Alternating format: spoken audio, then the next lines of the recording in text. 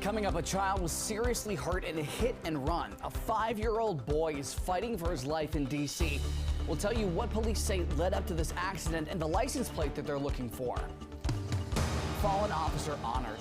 D.C. cop who died while on duty in December given high recognition this week for his service. How his family hopes the community reflects after his sudden loss. Maryland elections safety. Why leaders are asking for your help ahead of a hotly contested series of races this November. And we had a great start to the weekend. Will it continue into your Sunday? We'll stick around for my full forecast. I got the details coming up. And this week's grocery savings, got that for you as well. The tips and tricks to stretch your dollar to avoid burning a hole in your wallet and ensure your family stays healthy. You're watching the station covering all of the DMV. This is DC News Now. Good Saturday evening. Thank you for joining us for DC News Now at 6 o'clock. I'm Ben Dennis. You made it to the weekend. All right, right to your top story tonight. DC police are looking for a driver who they say took off after hitting a 5-year-old boy while riding a scooter. The child is reportedly fighting for his life. This accident unfolded last night in the Shipley neighborhood in Southeast on Ridgecrest Court around 6:45. The boy was rushed to the hospital, and police say the driver involved was speeding nearby. Right now, they're looking for a dark blue Nissan with a Virginia plate number TAK 9548. Anybody with information is asked to call DC police. That crash comes after a 9-year-old boy was killed in Fairfax County while riding an electric scooter. They say the driver of a minivan pulled into a neighborhood in Herndon on Madden Court Thursday night at 5:30. That's when the boy hit the rear passenger side of the van, they say.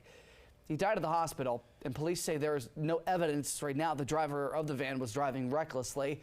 They also add she's cooperating with investigators and is not currently facing charges.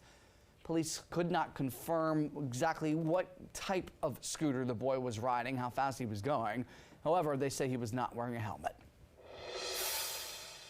Meantime, police in Fairfax County say an elderly driver crashed into a farmer's market stand, hurting an adult and a child on Main Street in Fairfax.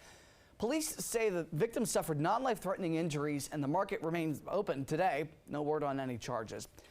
And in D.C. today, family members of a D.C. police officer who was killed while on duty honored Terry Bennett in the celebration of life ceremony.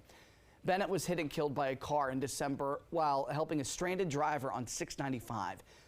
Not long thereafter, in January, City Council passed a bill to establish July 21st as Terry Lamont Bennett Recognition Day. The celebration for Officer Terry Bennett was originally scheduled for Tuesday, but that was postponed because of weather, according to a family Facebook post. The family members of Bennett today told us that it's impactful seeing how many people's lives he affected. It means a lot. It means everything. Seeing all these people out here from different walks of life, even in the local community, it's so fulfilling to know that Terry had this much of an impact, and we're seeing it in person today. Big loss indeed. Bennett served with MPD for nearly 8 years on the force. May his memory be a blessing. All right, 6:03. Let's go over to meteorologist Scott Sumner. Scott, you know, we got through it. What a fantastic start to the weekend. I got to say, please let the ball keep rolling. Well, unfortunately, it will not. Right. You know, but a little bit incrementally, slowly, we'll start to see a summer-like weather pattern return here.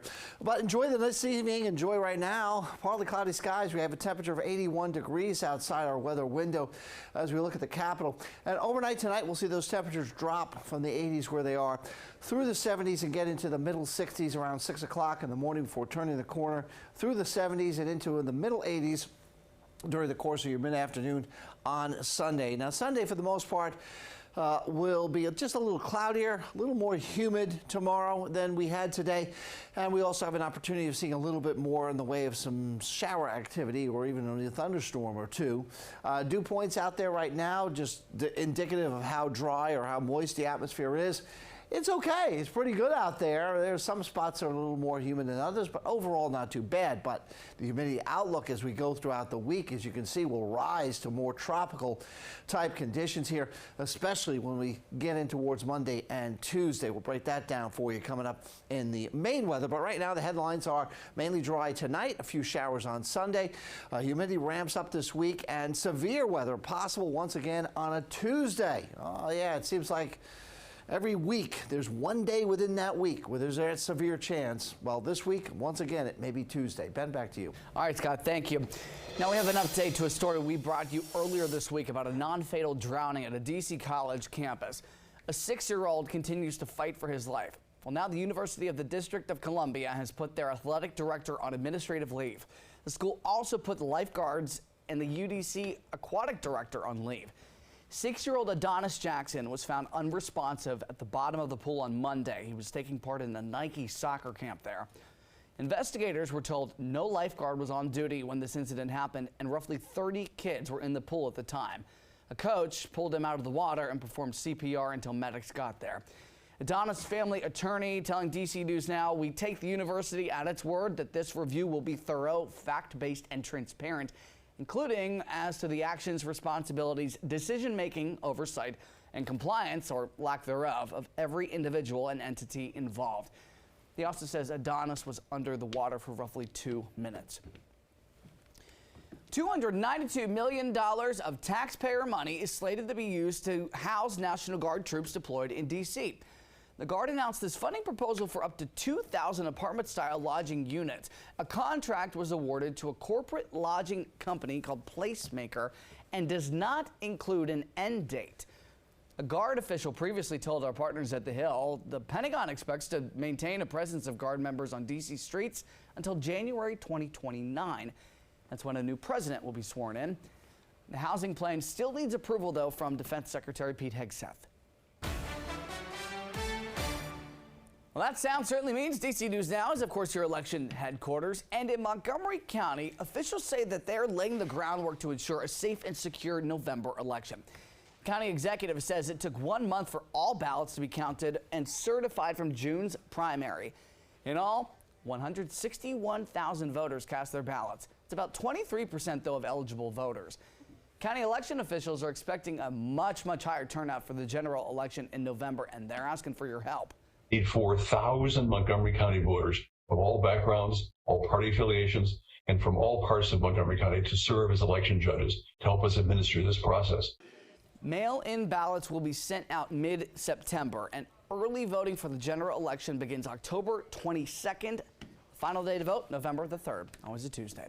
Well, we are getting a closer look at Metro's efforts to modernize the Red Line. This could include doors separating trains from platforms and fully automated trains. DC News Now's Randy Bass explains what this is going to mean for riders. Yes, this project could make your commute look and feel very different. We're talking about partial height platform doors, about 5 feet 7 inches tall, right here at the edge of the platform, about my height. And Metro says it hopes it creates a more safe and reliable commute, bringing the Red Line into the modern age. This modernization project with platform screen doors requires full automation of the Red Line, so train doors line up with the platform doors every time. Metro says these partial height doors are the best way to retrofit these stations with reliability, safety, and efficiency in mind. What we need to continue to focus on is upgrading our 40, 50-year-old legacy infrastructure to make it more resilient, make it more cloud-based, more modern, and the less components that we have connected to that means less things that could fail, higher reliability, and higher safety. Metro has seen dozens of trespassers on tracks so far this year with 10 fatalities. Earlier this week, Metro saw Red Line issues and big backups after a pipe burst and flooded a control room at Van Ness, causing signaling issues, which means they couldn't move trains. Metro GM and CEO Randy Clark said those signaling issues would be a thing of the past after what's estimated to be a $1.6 billion investment in the project. We're optimistic we'll be able to do the entirety of the program with the funds from the federal government, but there's a long ways to go and a lot of partnering that we need to do. This morning, Metro's board talked with reps from other transit systems from around the world that already have these systems in place, adding they may be planning to visit to see their systems in action. If the full program gets delivered, signals with platform screen doors and the like, it's a transformation for the entire agency. And Metro leaders say they're still in the very early stages of planning for this project, but they are hoping to deliver by 2028 or 2029. At Judiciary Square, I'm Randy Bass, DC News Now. Quite a change, Randy. Thank you. Well, if you're riding Metro this weekend, expect some delays. Go ahead and plan ahead. WMATA says they have resumed work on the Orange Line starting today. That means trains will run on one track between Vienna and West Falls Church stations in Virginia. Metro says trains will travel between the two stations every 25 to 30 minutes. Got to wait a little bit. Metro says that's in order to take a train to D.C. or to Vienna. You must transfer trains at West Falls Church. Service returns back to normal Monday morning. The Smithsonian welcomed kids to the Smithsonian Family Day at the Arts and Industries Building today. This featured live performances from the Washington Ballet, some hands-on STEM and art activities, and performances from George Washington and Amelia Earhart reenactors. Plus, kids even got the chance to meet some beloved PBS Kids characters. This was also visitors' last chance to see the American Aspirations exhibit before it closes. Coming up on DC News Now, spending less. The next time you hit the grocery store, we're going to help you stretch your dollar with how to save some cash. Keep it in your pocket. 6:10, a live look outside of Northeast DC at Catholic University. It is officially golden hour, and what a gorgeous day it has been. My, oh my. Scott Sumner is going to give it to you straight, whether it's going to continue or not in the coming days after the break.